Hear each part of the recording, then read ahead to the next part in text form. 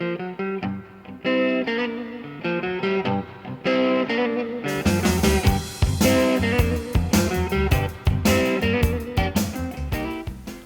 everybody. My daddy and mama named me Ellard-James. Y'all call me Moose. I am coming to the guitar bar. Well, the blues was always there. My father was a Delta player, like the Delta blues guys. My dad was from a place called Meta, Georgia. So back in the 20s, or I don't know, before the 20s, he would hobo, he would tell me, like across the border over to Tennessee or stuff, different juke joints. And they go get together and play, and stuff like that. So he was around when, Blind Willie McTell, so that's how I picked up the guitar, because he always had a guitar and microphone downstairs.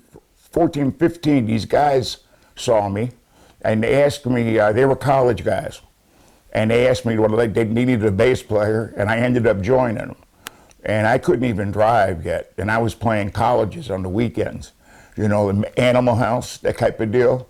So we did all the major colleges in New York, and eventually I got into a horn band. We had an 8-piece horn band, just around the time when Blood, Sweat, and Tears in Chicago was starting. And we played some funk also, some James. It was a pretty good band. We traveled up, we did New York, Vermont, Maine, that kind of thing. I went to Canada with it. After that, I ended up moving to Buffalo for a while. And while I was in Buffalo, the band I was in, Freeze, we were it was a pretty good band. And there was a fundraiser one weekend, and they invited all the football teams, baseball teams, everybody was there for this fundraiser. And they said, well, Greg Allman's here in town, and he's looking for somebody to play with. Would you play with him? And so I said, yeah.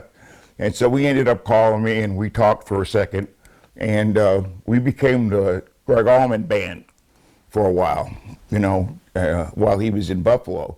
And he was married to Cher at that time. Anyway, so my friend Stuart contacted me one night, and I had just come home from one of the bars that we used to play at, And at that time, I used to drink 151 rum. That was my big glasses of it, And I just come home from a night of brisk drinking, and I get a phone call, and he tells me they're going on a world tour, a U.S. tour. And, they're getting ready to get rid of the bass player. I went over to the bathroom, put my finger down my throat, got some coffee, took a shower, tried to put myself back together, and gave Lou Reed a call, like at around, 9:30 in the morning or something. And talked to him for a second, very cordial, and he said, can you get down here? And I was in Buffalo. And so I got a ticket, and I flew to New York. It was the first time I had ever been on a jet. I had flown on a 2-seater plane once. And so it was the first time I flew to New York. My friend picked me up on a Friday night, Saturday, Sunday, 24 hours. I listened to every live recording that he had. I listened to every record there was, different bass players, how they did it, He goes, is that Petulio you got on? And I said, you got any beads? That was like, I said, yo, man. I said, yeah, I got some beads, that kind of thing. And we became friends. We went upstairs after all this stuff. We jammed to, a Marvin Gaye record, And then we went out, because I think he was testing me then. And he wanted to see how I hung. And we went back to his apartment, his loft.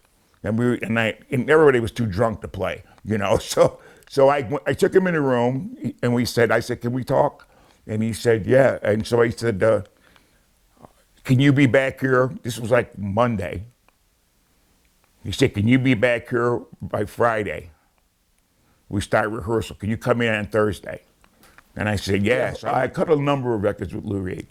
I did Growing Up in Public, The Bells. I wrote a couple songs with him on The Bells. I did the Take No Prisoners album, which is a double live album that we did.